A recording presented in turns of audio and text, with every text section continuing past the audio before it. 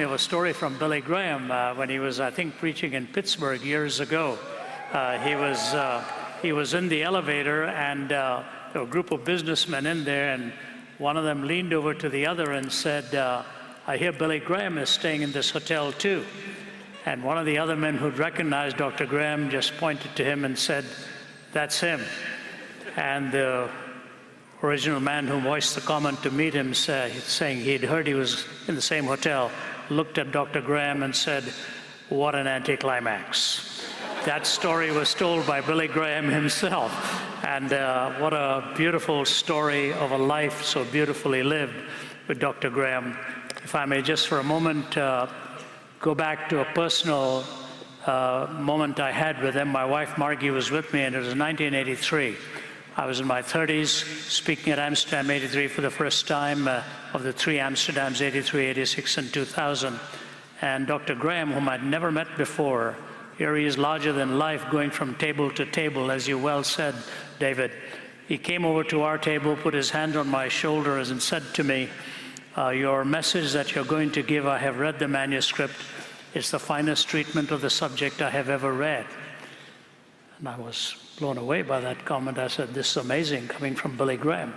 So next day we were having some coffee with Leighton Ford and the whole team around, and I said, "I'm still shaken up by what Dr. Graham said to me, that that's the finest treatment of the subject he'd ever read." And Leighton Ford looked at me and said, "He says that to everybody about every sermon he has ever read." And I think that's true. And it was true of Dr. Graham, no matter what you said, when you said it, and where you said it. He was such a self-effacing man that he always wanted you to feel very comfortable in his presence and would make some kind of comment to set you at ease. What an amazing life. I don't think any one human being will ever replace Billy Graham.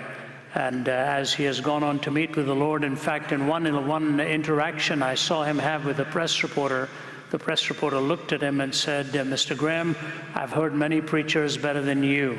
Why is it that God has chosen you to be the evangelist to the world?"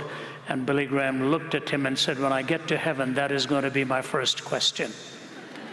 I have no doubt that now he is in the presence of the Lord.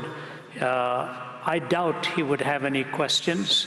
I am positive that there'll be silence when you come face to face with the Lord, because he himself is the answer. Propositional answers will be reduced to a very secondary status as he kneels before him. So the hymn writer said, "And Lord, haste the day when the faith shall be sight, and the clouds be rolled back as a scroll. The trump shall resound, the Lord shall descend, even so it is well with my soul." For a man like Dr. Graham, who wrote on heaven, the trump has sounded, and he is now in God's presence. Do remember the family. His impact will obviously live on for generations to come. No one has spoken to more people in recent memory than anybody like him.